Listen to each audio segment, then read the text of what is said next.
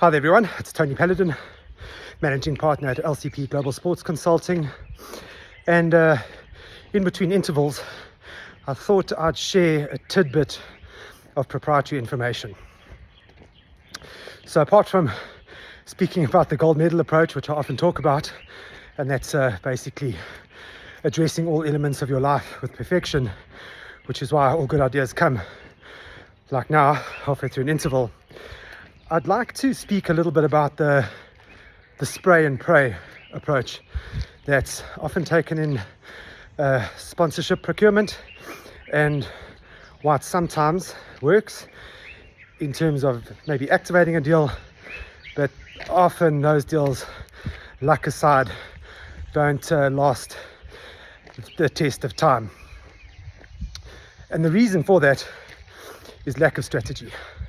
So as I've spoken about previously, in order to have a long-lasting sponsorship, which becomes a partnership, which becomes a relationship, there has to be a good match in the beginning. There have to be very, very clear objectives set, and those objectives need to be curated over time through communication and effective mediation to ensure that the health of that relationship is measured and strategy is implemented in terms of how to improve it. So getting back to the tidbit of proprietary information, we at LCP Consulting have kind of taken the time to figure out some valuable strategy that actually works.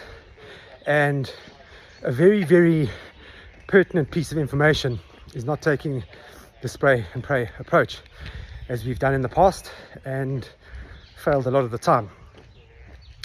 So generally, when reaching out, if it's not a relationship or a first or second degree contact and it's purely on let's call it a cold call, there has to be a very, very effective hook in terms of actually turning that contact into a meeting and ultimately into a deal. So the first piece of advice is obviously looking at the strengths and weaknesses of the sports asset, the team, club, league, athlete, doing a basic SWOT analysis on them, and then doing the same on the brand or the sponsor. And quite importantly, really analyzing what the overall vision is of both. That's before the first attempt at an alignment can happen.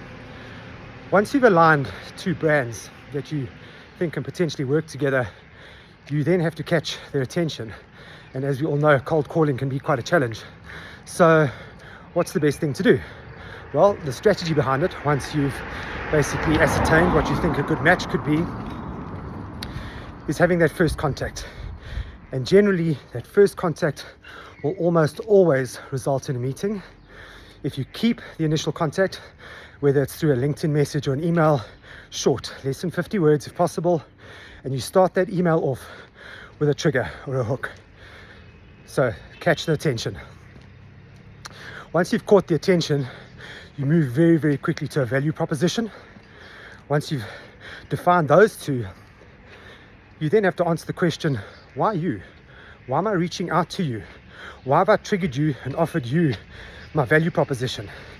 That garners interest, and then from there put in place a very, very strong call to action, i.e. can we please set up a 20-minute call to discuss why I've effectively triggered you and offered you a value proposition, and why you are special enough for me to have contacted you in the first place to offer this to you. Can we please have a chat and lock that down before that opportunity is missed? So I hope you took some value out of that. But if you're a sport or a team or a club or an athlete and you are looking to really leverage a good sponsor, take my advice. Look at yourself, do a SWOT analysis on yourself, and then align yourself with a brand that you think can work, that's going to meet your long-term objectives and ultimately turn your own performance into a successful partnership and ultimately a relationship. Anyway, I've got to get going, but take care, and I'll chat to you soon. Cheers.